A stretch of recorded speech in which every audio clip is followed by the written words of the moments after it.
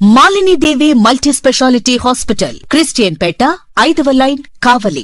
Doctor Guttipati Malini దేవి, MBBS, MS, OBGY, కాన్పులు మరియు గర్భకోశ వ్యాధి నిపుణులు.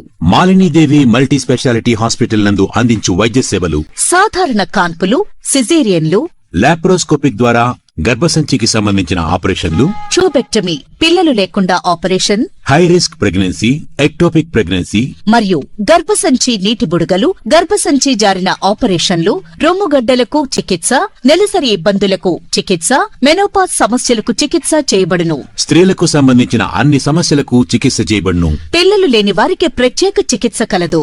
ముఖ్య గమనిక: మా హాస్పిటల్ నందు కాన్పోయిన తరువాత తల్లి బిడ్డను ఉచితంగా మా వాహనంలో క్షేమంగా ఇంటికి చేర్చబడును.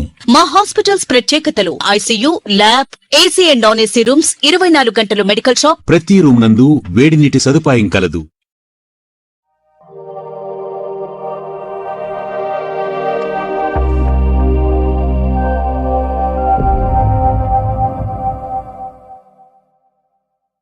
Welcome to CMD news. నా పేరు కామాక్షి.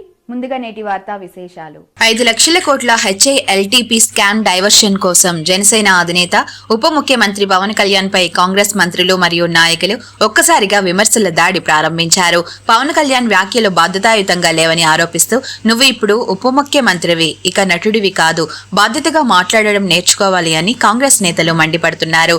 కొబ్బరి చెట్లు ఎండిపోవడాన్ని తెలంగాణ ప్రజల దృష్టితో అనుసంధానం చేయడం వివేకమా, అవివేకమా అని ప్రశ్నిస్తున్నారు. మా తెలంగాణ వరదల్లో మేము ఇబ్బందులు పడుతున్నప్పుడు దాన్ని ప్రకృతి వైపరీత్యంగా మాత్రమే అన్నారు.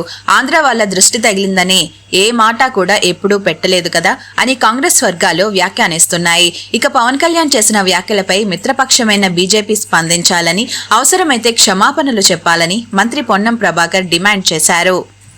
తెలంగాణ, ఆంధ్రప్రదేశ్ 2 రాష్ట్రాలు కూడా ఒక అన్నదమ్ముల భావంతో ఉండేటువంటి రాష్ట్రాలు. తెలంగాణ తుఫాన్లో మునుగుతుంటే కూడా మేము ప్రకృతి అనుకుంటున్నాం తప్ప ఆంధ్ర ప్రజల తప్పు పడతలేదు.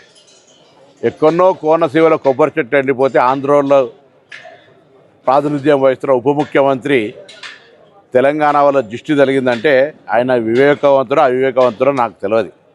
నేను ఆ మిత్రపక్షంకు బాధ్యత వహిస్తున్న తెలంగాణ భారతీయ జనతా పార్టీ నాయకత్వం ఆయన పట్ల స్పందించాలని కోరుతా ఉన్నా. అదేవిధంగా ఆంధ్రప్రదేశ్ ముఖ్యమంత్రి గారు కూడా స్పందించాలి.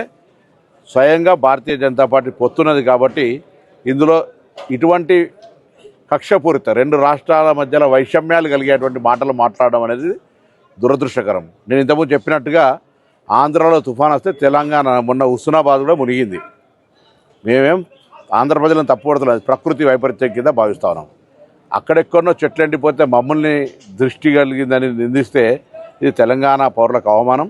వెంటనే ఉపసంహరించుకోవాలి, క్షమాపణ కోరాలి. భవిష్యత్తులో ఇటువంటి వివక్షపూరిత మాటలు మాట్లాడద్దు, విజ్ఞతగా వ్యవహరించు. ఉప ముఖ్యమంత్రి అయినా ఇంకా సినిమా నటుడు కాదు, కొంత బాధ్యతగా మాట్లాడు నేర్చుకోవాలని చెప్పి నేను ఈ సందర్భంగా కోరుతా ఉన్నా.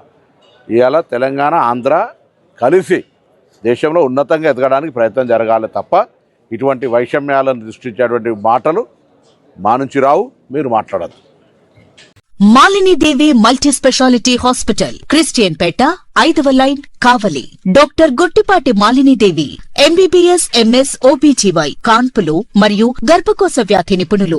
మాలిని దేవి మల్టీ స్పెషాలిటీ హాస్పిటల్ నందు అందించు వైద్య సేవలు: సాధారణ కాన్పులు, సిజేరియన్లు, లాప్రోస్కోపిక్ ద్వారా గర్భసంచికి సంబంధించిన ఆపరేషన్లు, ట్యూబెక్టమీ, పిల్లలు లేకుండా operation, high risk pregnancy, ectopic pregnancy మరియు గర్భసంచి నీటి బుడగలు, గర్భసంచి జారిన ఆపరేషన్లు, రొమ్ముగడ్డలకు చికిత్స, నెలసరి ఇబ్బందులకు చికిత్స, మెనోపాజ్ సమస్యలకు చికిత్స చేయబడును. స్త్రీలకు సంబంధించిన అన్ని సమస్యలకు చికిత్స చేయబడును. పిల్లలు లేని వారికి ప్రత్యేక చికిత్స కలదు.